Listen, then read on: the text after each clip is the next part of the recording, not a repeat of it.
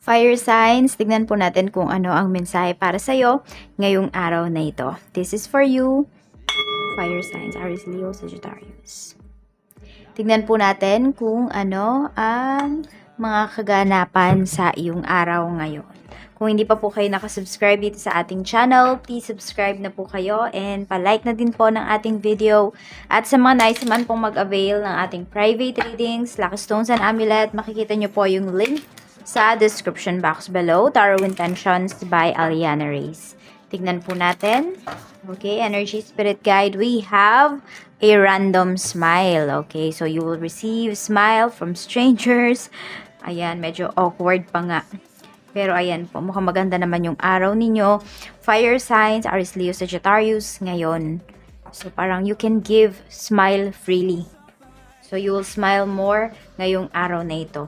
Tignan pa po natin ano pa ang mensahe for you. Spirit guide, ano pa po ba ang mensahe natin kay fire signs? Ano pa ba yung mga pwedeng maganap? Ano pa yung mga pwedeng maganap, spirit guide? Tignan natin. Mayroon tayo ditong community. So, ayun nga po. Parang madalas kayong lumalabas ngayon, fire signs. Madami ba kayong nilalakad? Or kailangan talagang ayusin ngayong araw na ito? So, ayan po. Pwedeng pupunta yung iba. More on sa barangay na naman to. Hindi ko alam kung may nagtatrabaho nga ba talaga sa inyo sa barangay or sa municipal hall. Pero kasi pinapakita po dito, marami kayong mga tao na makakasalumuha. So, marami sa inyo is charitable po talaga kayo. Tignan natin. We have message. Okay.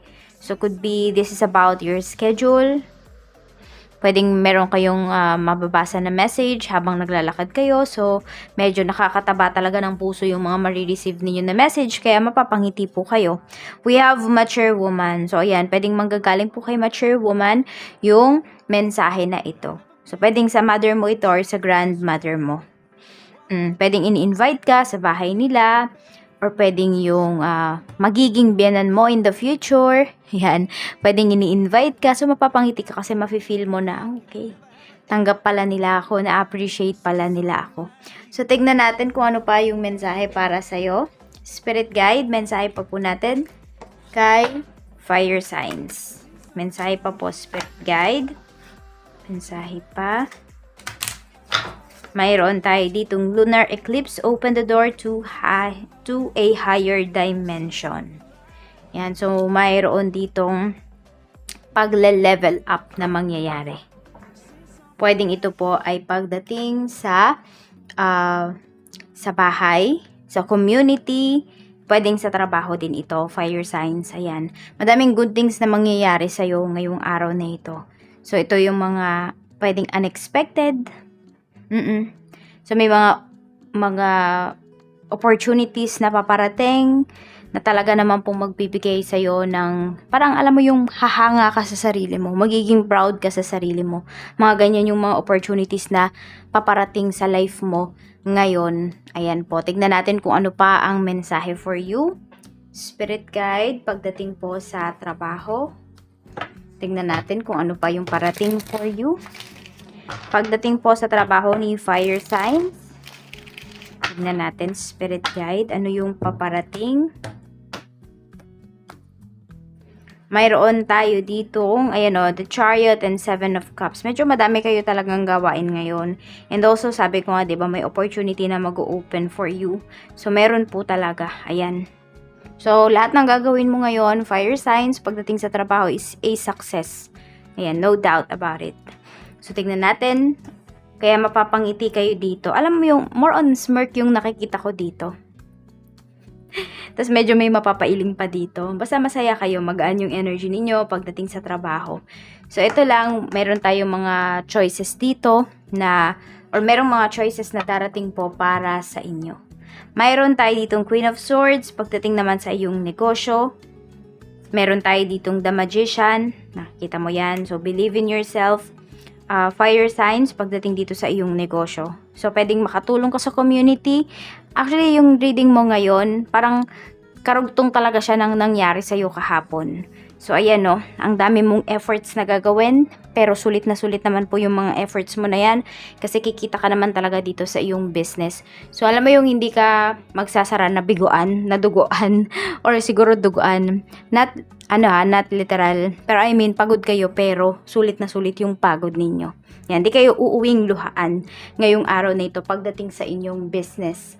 So, tignan po natin ano pa ang mensahe pagdating sa pera.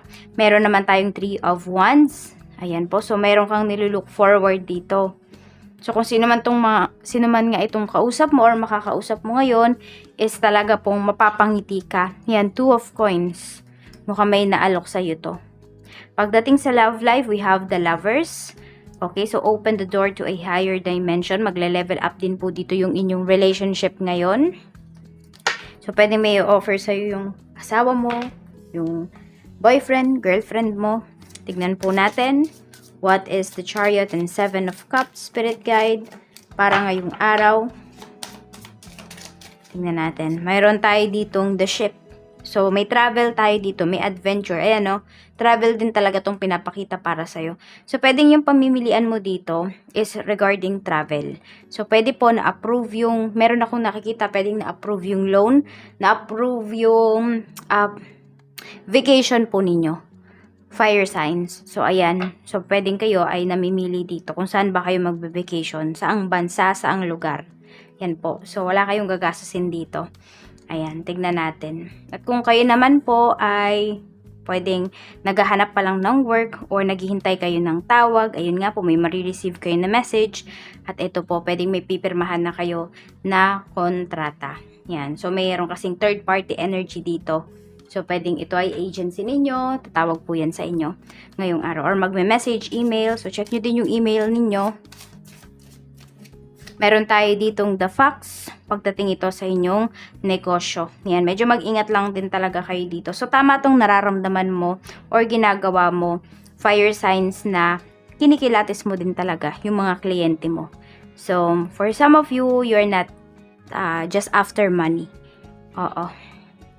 Yan. So, ayaw nyo din kasi at the same time ng sakit ng ulo. Parang as much as possible, fire signs, hanggat may iwasan ninyo yung mga client na sakit ng ulo, iiwasan nyo po talaga.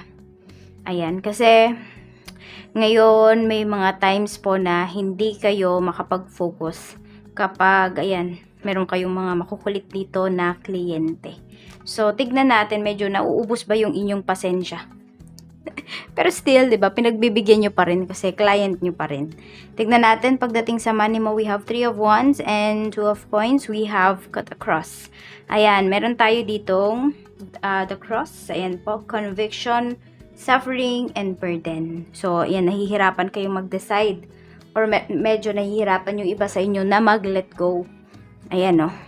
Or ano ba yung kailangan ninyong i-prioritize ngayon. So, nahihirapan kayo mag-decide dito. Ayan, parang ito din yun, no? Yung may pinamimilian kayo, pero nahihirapan kayo. Ano ba talaga yung gusto mo? So, piliin nyo na yung pang long term talaga.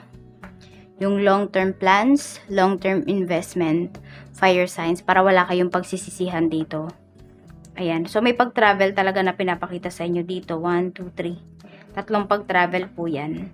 So, meron tayo ditong the club, conflict, drama, opposition. Pagdating naman to sa love life ninyo ngayon, so, ayun, so pwedeng may tears of joy. Tears of joy yung mararanasan ninyo ngayon. Kasi sabi ko nga, meron po dito, magle-level up yung inyong relationship. Ayan. Okay. Tignan natin. Or pwedeng ito. Masakit na yung ulo mo, papasakitin pa lalo ng person mo. Pwede rin.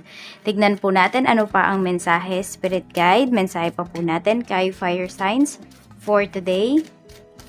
Aries, Leo, Sagittarius. Meron tayo ditong resistance, close off.